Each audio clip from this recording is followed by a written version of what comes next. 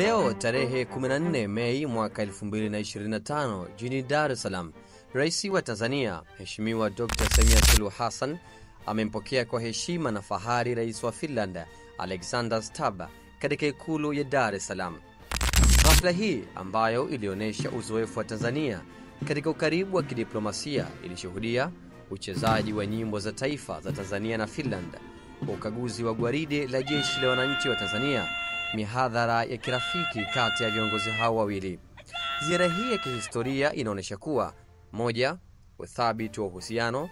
Tanzania na Finland wana historia ndefu ya ushirikiano tangu miaka 1960. Muendelezo wa video hii inapatikana kupitia chaneli yetu ya YouTube Wananchi TV. Usiache kuitazama. Endelea kufuatilia Wananchi TV, subscribe, comment na share kwa taarifa nyingi zaidi.